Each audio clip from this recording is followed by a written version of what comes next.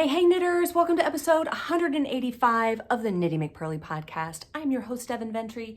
You can find me at KnittyMcPurly.com. I am Knitty McPurly on Instagram, and if you want to email me, I am Devin at KnittyMcPurly.com. I am drinking coffee out of this adorable Fire King vintage mug. Isn't it so cute? I got it at an antique store right by my kids' school a couple years ago. I just love it because all of my state mugs are back here. Michigan and New York are hiding here behind the plant. They're kind of hard to see, but they are there. Welcome. Happy 4th of July. I hope you had a wonderful 4th. I had a great day that day. It was like I got knitting in. We just did nothing like that whole day. And then we went to our friend's house and had a party and had fireworks, and it was so much fun. It was just a really, really great day. I hope that yours was just as good. I know I saw a lot of fireworks on Instagram. Yeah, looks like it was a great time. It was had by all. Today, I am wearing my Diggory tee. This is a riff on the Diggory where I did 2-color stripe, fathom in the Frankfurt fingering, bougie in the Munich mohair, and I did a 3-needle bind off on the shoulder. The directions call for either Kitchener stitch or a 3-needle bind off, but that makes just a really cool exposed seam looking thing. So I think it's very summery. I like it a lot. This is the Diggory tee. This pattern is still half price if you're interested in a fingering weight t-shirt pattern. This yarn is great. I really like it. But it is literally 1 million degrees outside today. The sun, everything is just melted out there. It's a scorcher. And so as a result, I'm pretty much in the house. And this wool/mohair is just fine in the air conditioning. But if I were going to spend any time outside, I would probably want to wear a sweater made out of the Fiji fingering weight, which is half cotton, half wool. It is my absolute hands down favorite summer yarn, but I'm gonna be talking about more summer yarns as we get going. So let's move right on to progress and shop news. If you get my newsletter, then you know, I just grabbed this skein, and sometimes I have help with skeining. So sometimes there are these little sticky outs. All right, that looks pretty good. That July's color of the month is here. This is the sock set that comes with 2 20-gram minis in Valentine, which is my red, and Fathom, which is my blue. There's the Constitution in there. So we've got the Constitution right here, and there is the Military Armed Forces green, and there is the red and the blue of the flag, and it is just America in a sock set. Also available in fingering weight and DK weight. So this is July's color of the month. You can get it all July long. July is the month of the USA over here at Knitty McPurly. And because I have offered this color before, and I've just done it as like a July 4th thing, and inevitably, people didn't get what they wanted. Like they wanted more, and it didn't go on long enough. So at Knitty McPurly, July is the month of USA. So you can get that yarn all month long. Also, since you might be interested in, let's say you're interested in a skein of July's color, and you want to make a colorwork sweater, and this is one of the colors. Well, what are you gonna pair it with? Of course, red, white, and blue. So if you want the Fathom, Jovis, or Valentine colorway to go with your July color of the month in the Frankfurt fingering or the Dubrovnik DK, you can get it for 20% off. So July's color of the month would be the regular price, and these 3 colors in either the Frankfurt fingering or the Dubrovnik DK are 20% off with the code USA. So that's available, I think, through Wednesday of next week. So if you're interested in a sweater quantity of any of these colors or all of them, or a mix of these colors, use that code and it will be a discount for you because everyone loves discounts, right? Wake me up when yarn goes on sale. Yes. Okay. Oh, and if you go and one of those colors is not in stock, you can just scroll down a little bit and choose the pre-order option and you'll still get the 20% off. So pre-orders are always in stock. Okay, so let me move those out of the way. Move on to the other stuff I want to talk about. There are a very few spring sock sets available left in the shop, and these are marked down a little bit. I feel like they were $34 and they're marked down to $28, I think. Actually, that's a pretty good markdown. Never mind, I take it back. They're super marked down. So the spring sock sets, this one is the teal and tangerine. It's just a great combination, I think. Super pretty. It's very saturated, got a lot going on with the mini skein. These are marked down over in the shop. Also, having been marked down recently, because there aren't very many left. I think this might be the last one of this color, and I have just a couple more of the pickleball ones. I just love them. They're so, so good. You can put, it's a little notions pouch, and it holds a lot of stuff. You can put your scissors in there and your scissors case and your little yarn needles and stitch markers and whatever else you have. I don't have any of that right here, but it all fits in this little pouch. They are also marked down. Whoop, again, I don't remember for how much, but go check it out, KnittyMcPurly.com. I also have the Jennifer Young scissors case. And these are beautiful Buttero leather. It's got the JY on the back. She does amazing, amazing work. And they come with a pair of black Devin scissors.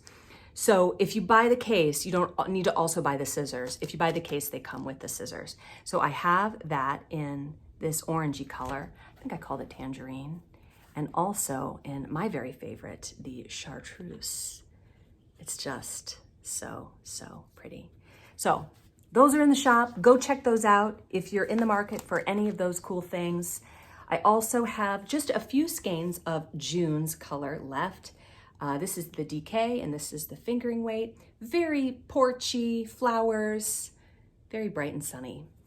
For August color of the month, I actually have some wholesale orders. So I'm doing that a little more ahead of time than I normally am. And I'm really excited. I'm gonna go a kind of a different direction for August. It's gonna be really fun.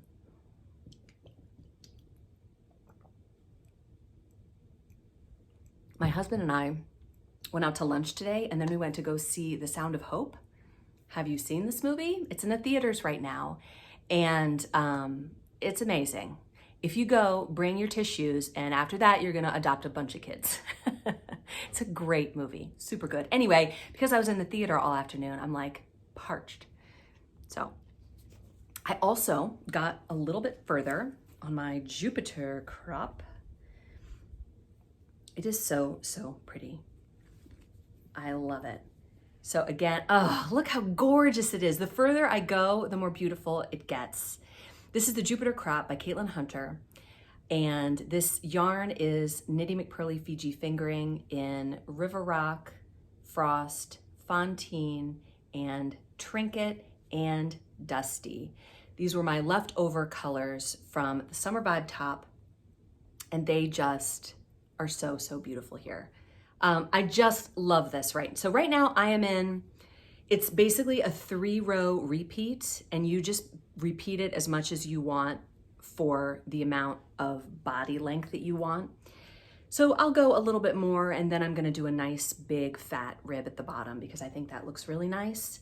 And I will just do a cuff sleeve, as I said before. So I am coasting along on that.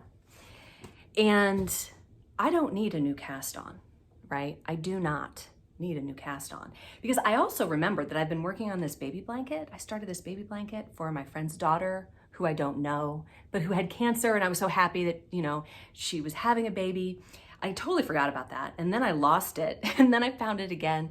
And I remembered that I set it aside because you do the cable row like every 8 rows. And that's just an annoying number because I can never remember. I just need to start marking the cable row so that I can count more easily.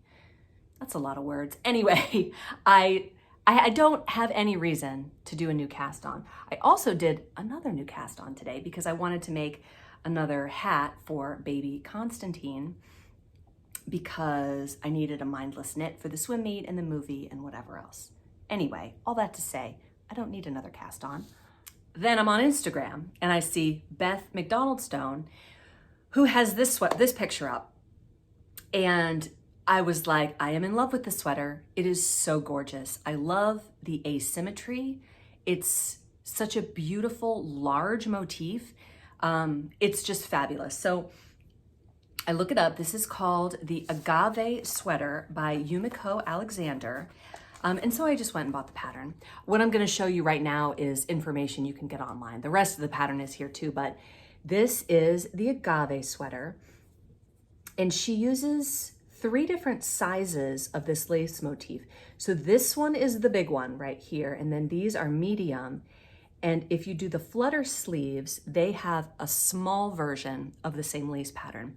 Beth omitted the sleeves. I think she just did a little cuff sleeve, which is an option. I think what I would do is try it on once I got to that point and decide if I want the flutter sleeves, or the long sleeve is also an option. I don't want to talk about this too much right now because it's one of my knitting fantasies, but I bought that pattern too. And I plan to cast that on next. So I am going to I'll talk more about the pattern and what she uses in Knitting Fantasies. I plan to use Fiji fingering held double so that I get the right weight for the sweater pattern, but I'm also getting a yarn that I know is really comfortable for the summer. Okay, my social media czar has me doing Tutorial Tuesday now, every Tuesday. So on Instagram, if you don't follow me on Instagram, go follow me over there, and I will every Tuesday be posting up a tutorial.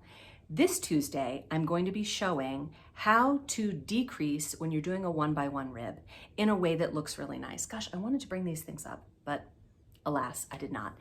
Like I did on the yellow trinket Constantine hat that I made last week. Because sometimes when you're decreasing a 1x1 rib, there's lots of ways to do it. You can just knit 2 together and then purl 2 together, and there you go. But it would look nicer if you did a double decrease that is particularly attractive in a 1x1 rib. So over on Instagram, I will be showing that. Hopefully we can get them all in a little group so that you could watch them all together if you wanted to. Okay, moving on to Baby Knits with Gigi. Welcome to Baby Knits with Gigi. This is Gigi. We don't have the microphone today. Oh, thank goodness. That was the worst. Everyone hated it. Good people can be honest with you. I do love honesty. Honesty is good. Yeah, because liars are the worst. Okay. Liars are the worst. Gigi. Speaking of liars, if you say you don't like Ferrari, you're a liar. And we all know it. It's okay. She's just a big Ferrari fan. Show us what you did. Everyone is a Ferrari fan. Even if they are not, they are a Ferrari fan. Same guy I quoted last week. Okay, Same quote too, I think. Same quote. Yeah. So first tell us, okay, this is the back of the sweater. So I did the fancy stitch where you basically... Duplicate stitch. Where you take the red yarn and you basically sew it over the knit stitch in a V so it looks like you did color work, but you didn't. Bake them out. Bake them out. And so I wrote the Ferrari logo on the jacket. So did you get graph paper and plan it out? Yes. Okay. That was my suggestion, and then I saw the finished product, and I didn't see the steps. Okay, you gotta hold one side, and I gotta hold the other so they can read it coherently. Ready? Okay. It says Ferrari. Isn't it so good? It's curling a little bit because there's no zipper. It looks so good. It looks weird on the camera because it's flipped. No, you see it flipped. They don't see it flipped. Oh, They'll see it the way it's supposed to be. So we ordered the zipper to be put in, and we're going to put that in when it comes. Yeah, it's cooler when when it all kind of lines up like that. Yeah, but show the F. Like the F, it just looks so good. It looks just like the Ferrari logo. The R's are pretty good too. Yeah. It looks so, so good. Yeah. I had to go over some, like, multiple times, Uh-huh. just because it left gaps and looked weird, but... It looks so good.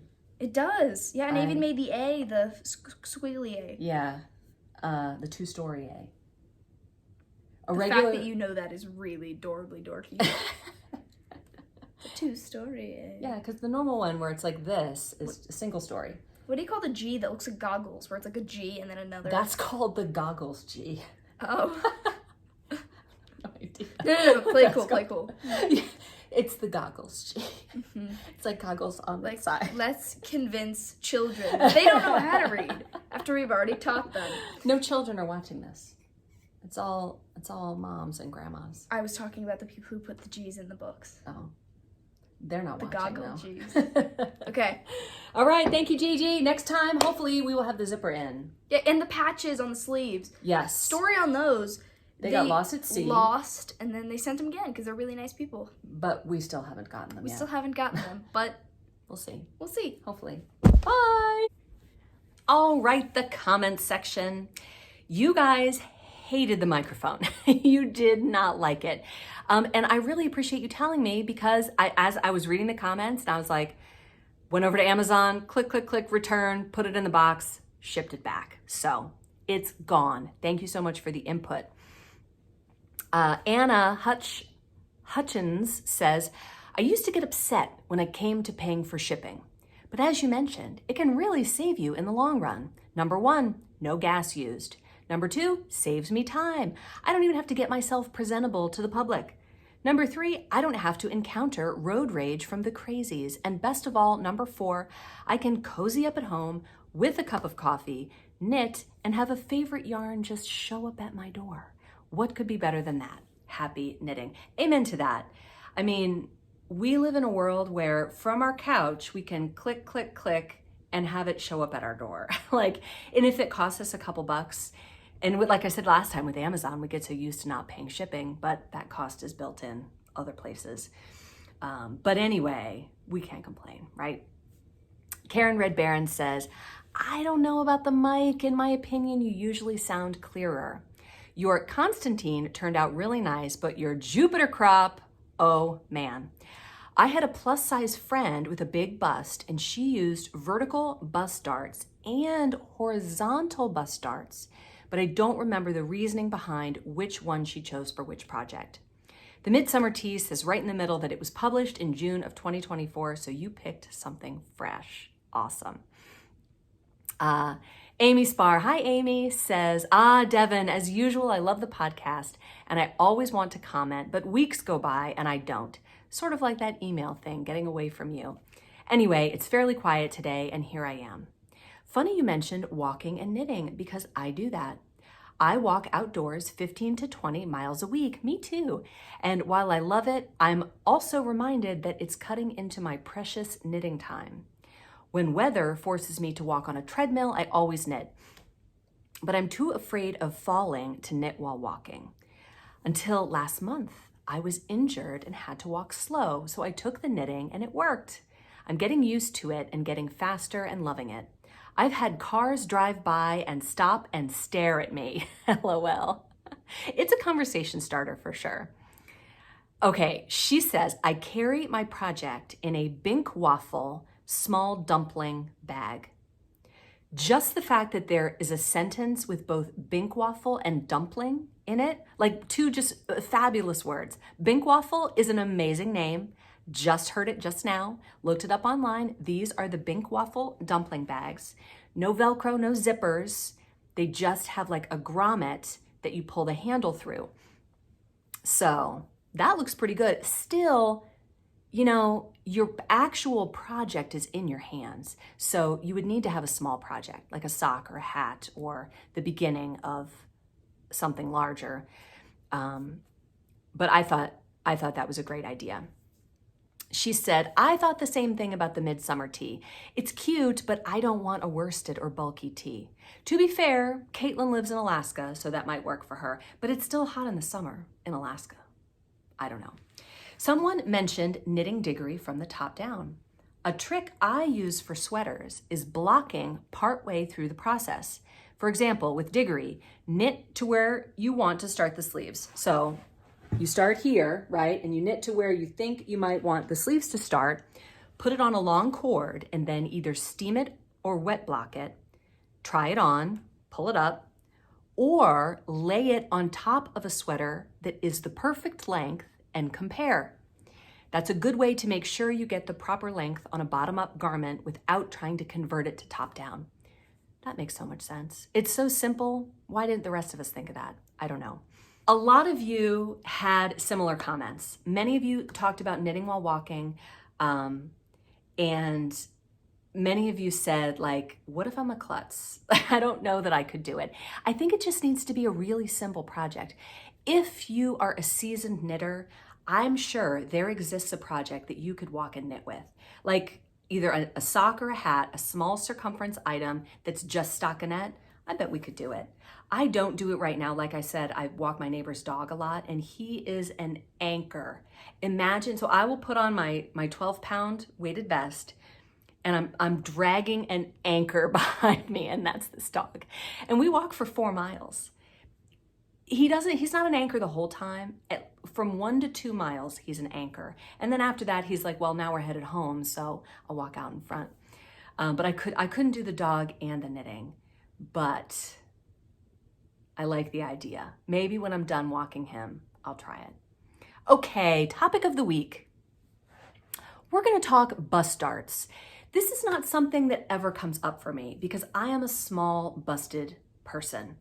Even with my post-mastectomy implants, I still am just small.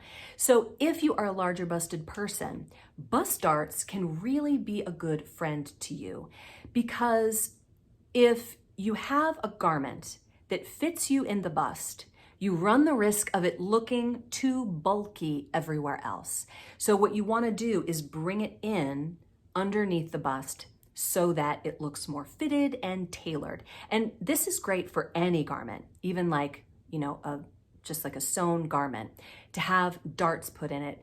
I learned that from watching What Not to Wear. I don't even think that show's on TV anymore, but I used to love that show. I learned so much. And one of the things I learned is that for bigger chested women, you should buy a shirt that fits you in the chest and then tailor it so that it fits you properly. Because that gapping, like, we don't need that. We don't need that in our life. So I found a great article on lavish.com, spelled Lavisch. I never had seen this website before, but it has a lot of good tutorials on things. And apparently whoever runs this has a Patreon, and as a result of her Patreon, she's able to put out some things for free, which is really nice for the rest of us. I'll link that article down below, but I just want to talk a little bit about horizontal darts a little bit and vertical darts, which whether you are knitting top down or bottom up, vertical darts are very simple. Horizontal darts are a little bit trickier, I think. So, one of the things she said in the article, similar to what I just said, is, well, this is actually not what I just said. What I was saying is you need it to fit around the large part of your bust. She says to choose your garment size based on your upper bust measurement, which is like armpit right here, okay? Keeping the tape measure horizontal all the way around, right here, measure here, to choose your garment size, and then add stitches to, what's the word I want? To cover your bust so that you have a large enough circumference for your bust. So she says, choose your garment size based on the upper bust measurement, and then you'll get your full bust measurement. So the largest measurement around the bust. So you have the upper bust, the full bust, and then you're gonna take a measurement below, right about here, so that you know your body size below, okay? So you start with those body measurements, but you have to remember those are not the finished garment measurements. That's your body measurement. So if you want 2 inches of ease throughout the whole garment, you need to add 2 inches to all of those measurements, or 5 inches, or 10 inches, depending on how much ease you want, such as here. This thing has just a ton of ease. The smallest size is 42. So whatever the ease is, you wanna make sure that you add that to each measurement so that it's not like all over the place, right? Okay, so she says, once you have those 3 measurements, you can start doing your calculations. Okay, with regard to the upper bust measurement, somebody just asked me about this today. I just got an email about this today, where they wanted the neckline for one size and then they wanted to increase to the next size up. And it depends on the sweater. It depends on how the sweater is supposed to fit. In this particular case, it was the Audrey sweater. And I said, just do a couple more increases and you'll get to the stitch count very quickly. So if you want to start with a smaller size to match your upper bust measurement, but then you need to go to the next size, you can just increase a little more to get your stitch count to your full bust measurement. And that's kind of a generic direction, but it does depend on the pattern. If it's raglan shaping, or if it's a round yoke, or if there's color work or repeats or whatever. But the idea is you want the neck to fit. And I've heard this from you guys. I've read this in the comments. Like a lot of the time, what I don't like is that the neck hole is too big. And maybe that's because you're choosing your size based on your full bust measurement. Try to make your decision based on this measurement here, and then increase to get to the stitch count that you need for your full bust. And then if you wanted to incorporate vertical darts, she says, okay, first she talks about horizontal darts. She says, the rule of thumb for horizontal placement of the bust dart is going to be between the side seam and the fullest part of the bust. So this is where it would be. Now, I have never done this, and I'm not even sure how you would do it. I feel like you would need to bind off. You would need to start binding off a few stitches. It would almost be like a V-neck or a round neck, where you are shaping that dart, and then later you'd go back and sew them together. But that's kind of hypothetical. I've never actually done it. But horizontal bust darts are an option too. For the vertical dimension, I think it's a lot simpler. You're going to measure from your shoulder straight down to here, and you gotta kind of try it on and see where you want them. But at the point where you want the sweater to start to come in is where you're going to incorporate the darts. And darts are just of decreases. They're very simple. So that's generic, but it kind of gets your mind thinking about it. Has anybody ever knit a pattern that has darts in it? I think we tend to wear things that are more relaxed fit these days, especially after COVID. The whole fashion industry turned to sweatpants during and after COVID. We got very, very loose, which brings me to this picture.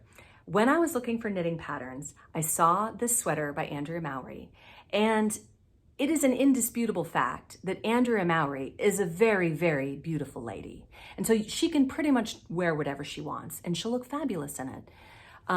This pants trend, though, it definitely leans into the sweatpants, comfortable. It's a little bit architectural. Anyway, all right, moving right along to knitting fantasies. Okay, my first pick, as I said, is the Agave sweater by Yumiko Alexander. And this is a worsted weight sweater. And this is a yarn that she sells on her website, which is dandoh.com, D-A-N-D-O-H. She appears to be Japanese. Maybe that means something in Japanese. And the pattern comes in both English and Japanese. So this yarn is just called linen, and it's worsted weight, 100% Japanese linen. And it's not even that expensive. I feel like I got a picture. So for a skein of it, it's 124 yards for 50 grams, and that's $18.50. So yeah, it's not too bad. So this would take 6 or 7 skeins depending on your size. That's not too bad. That's about what a sweater quantity of yarn costs. So it looks really good. I've never knit with 100% linen. I really have nothing to say about it because I've never done it, but what do you think? I know what 100% cotton feels like and I don't like it. So I wonder what linen would be like. I don't know, plant fibers. Skeptical, but looks really good. They ship internationally. So like I said, the sweater comes with either a flutter sleeve or a long sleeve, and I think both of them are just beautiful. They are just gorgeous. So I definitely plan on knitting this. My next pick is one that I will probably never make. It is a crochet pattern. It is stunning. This is the Chrysanthemum gown by Chi Cornetta, and it is gorgeous. It is a very open lace weave, so you have to wear another dress underneath it, but that makes styling it really interesting. A lot of people have made this dress to get married in, and they've put like a white dress under it.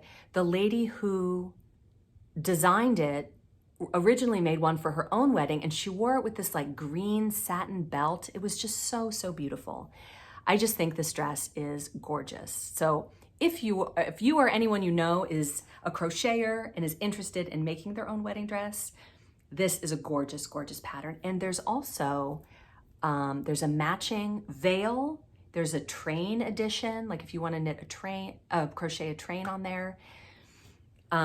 It's worked with crochet thread, so it's going to grow as you wear it. So it's one of those things, it's going to open up a lot when you put it on, when you block it and put it on. So, all right. So here's what happened. This story comes from a lovely podcast watcher and longtime customer, Katie Bell. Hi, Katie. I always notice Katie because Katie Bell. I'm a huge Harry Potter fan, and Katie Bell was a character, a fellow Gryffindor in the Harry Potter stories. Katie is also a fan, and I think was happy to find her name in the book. So today's story is titled, she said her sister calls it, Always Take Your Swift, which is interesting because it's not the solution I would have gone to solve this problem, but it definitely would have worked. Here's what Katie said. One of my best friends had the opportunity last year to invest in a beautiful vacation property in the serenity of the Pacific Northwest. Of course, being close friends, there was immediate planning for a girls' trip, and 4 of us got to spend a long weekend there last month, enjoying the calm serenity and the beautiful green surroundings. It is an oasis of calm. The hardest part of packing for me was deciding what knitting to take. That's everyone's hardest part of packing, and the very first thing that you do, like clothes, toiletries, all that stuff, just throw it in the bag the day of. But knitting, it's like it takes a week to plan that. She says the perfect purpose of our trip was relaxation, so appropriate knitting was vital. I had just cast on the Diggory tee, so that was an easy choice. Stockinette in the round? Check, yes. However, my preference for travel knitting is actually a heavier weight, like a DK or a worsted, not fingering, and I could not settle on a project to take in either of those weights. Eventually, I tossed some DK yarn and a couple sets of needles in along with Crazy Sock Lady's DK vanilla sock pattern and figured if I really wanted to knit something other than fingering weight, I would enjoy tackling my first pair of DK socks. The second day there, I'm on row 4 or 5 of the Diggory tee when I realize that my double, triple, quadruple, quintuple checking failed me when I joined in the round after casting on several hundred stitches. My stitches were twisted. Oh, don't you hate that? I hate that. And I do the same thing. I'm like, check, check, check, check, check, check. And even after I've checked it, I'm like, let me just check it again, make sure that my stitches aren't twisted. When I used to teach the kids how to knit, we would knit a hat, and I'd be like, almost all mistakes are fixable unless you twist the stitches, so don't twist them. Don't twist them. We can't fix it. Okay. So she says, I ripped it all out and started recasting on. Of course, she could have tinked back, but she said row 4 or 5. Oh, that's tough. That's tough. Meanwhile, on arriving, I found that this vacation getaway was absolutely dreamy with only one problem. I'm a tea drinker and there was no teapot. My friend immediately fixed that problem. She hopped on Amazon and after several consultations about what size and type would be best, she chose a teapot she loved in a beautiful green with a leafy pattern for delivery the next morning. The next day, we went to the local farmer's market, and to my joy, one of the very first booths had yarn of local wool. And even better, I fell in love with 3 of the yarns in worsted and Aran weights. I bought 3 skeins, a beautiful blue with browny green speckles, a hazy purpley pink, and a dreamy white that had some angora in it to give it the softest halo. On returning to the house, I found that the 3 colors I had chosen, just because I liked them and liked how they harmonized together, also looked beautiful with the new teapot. And I immediately resolved to knit a custom tea cozy for my friend's teapot before I left. By chance, one of the needles I tossed in and had with me were US size 8 40-inch needles, perfect for magic loop to knit a tea cozy in the round. However, I couldn't start right away as we were spending that afternoon with some other friends at the nearby lake. It was a beautiful 70 degrees, perfect weather for sitting next to the lake. The adorable 4-year-old who was there wanted to swim, and she brought us all back a bouquet of water lilies. I had never seen a water lily in person before, and they are truly a lovely flower. Do they just grow right in the water? That's awesome. They're beautiful. That evening, I started the tea cozy. I knew I wanted to use all 3 colors because I liked how they went together. The challenge was how to do it in a way that both looked good and was feasible with knitting a tea cozy in the round while creating holes for the spout and handle of the teapot. I've knitted a lot of tea cozies, so I knew I could do it. I decided color blocking would work best with the blue around the bottom. For the body, I would have white on one side and the pink purple on the other side, and I'd figure out what to do at the top when I got there. The other challenge was that the yarn was in hanks, and I didn't have time to wind all 3 hanks into balls by hand. Somehow, it hadn't occurred to me that packing my Swift would be a good idea, so I unfortunately left it at home. After some thought, I draped the blue skein of yarn around my neck and slowly unwound it from there as I cast on and knit. I actually think that's a really good idea, and I think, well, we'll talk about it after I read the whole story. I knit in the blue until I was ready to split to create the holes for the spout and the handle. I changed colors and started working on the white side of the body of the tea cozy. This was going pretty well, a little better than I had even hoped, having the skein around my neck to prevent undesirable tangling. That's a really good idea. I never thought of that. At this point, I only had 1 color attached to the tea cozy at a time. When I told my sister how I was doing this with the yarn around my neck, she thought I was crazy. I got up at 6 a.m. the next morning and resumed work on the tea cozy while drinking tea at the dining table. I switched to work on the pink and purple side while leaving the white yarn attached to its own side. The 2 colors would need to be joined at the top after I made the holes in the right sides for the respective tea spout and handle. I hate weaving in ends, so I didn't want to cut the white yarn. And it was at this point that the downsides of the neck unwinding strategy manifested. The yarns would not stay untangled when I needed to switch them around my neck or when I retwisted each skein back into the hank shape to keep them tidy.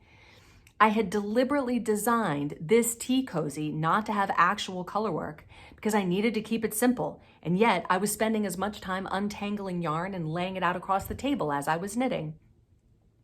The previous day, on our return from the lake, I had put the bouquet of water lilies into a bowl of water on the table for display, but the bowl wasn't quite big enough. Looking at it this morning, I moved the water lilies into individual vases. It was at this point, as I looked at the table with my tea cozy, all 3 hanks of yarn and the water lilies, I realized that I had subconsciously designed a water lily inspired tea cozy with the blue at the bottom and the pink and the white of the water lily petals above. With my water lily inspiration now in mind, I made the crazy decision to do a garter ruffle with alternating pink and white garter ridges for the top of the tea cozy. It was like I had amnesia about how aggravating those tangled yarns were every time I had to switch them out around my neck. Now I would be switching them every 2 rounds. Also, I was leaving to go home at 5 o'clock that evening, so I was on a tight timeline to finish this thing. Somehow, I did it. I untangled those yarns every 2 rows, and at 4 p.m. I finished the garter section, bound off and wove yarn through to gather it together into the ruffle top, just in time for us to have a tea party with the teapot wearing its water lily tea cozy before I had to leave for the airport at 5 p.m. Thankfully, one of my friends took one picture of the finished cozy.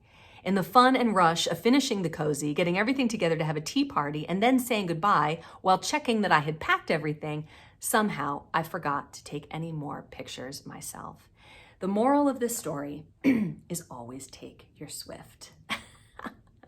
Now, the fact that you would take a Swift on an airplane, that's hardcore. That is hardcore. I never would have thought to put the yarn around my neck. I just never would have thought of that, but it's a great idea. If you're only knitting with one color, that is the best idea. Totally, totally great. I see how it became problematic with many colors. It probably would have been faster just to put it around your knees and ball it up, but that's okay. This has made a better story. That wouldn't have been much of a story, right? I balled up the yarn and then I knit a tea cozy. It was still a good story though, because of the water lilies. It had other elements that made it good. So you might have still been able to get a story out of that if you had balled it up, but that's a great, great story. And your tea cozy looks amazing. It's like just ex nihilo, out of nothing, a teapot, a tea cozy, water lilies, and a great weekend with friends. That is awesome. I love a girls' weekend. It is like the highlight of my year to go on a girls' weekend. None of my other friends knit, but they always expect me to knit. And I do. Thank you so much for joining me. I hope you have a wonderful, wonderful weekend, and I will see you back here next week. Bye, knitters.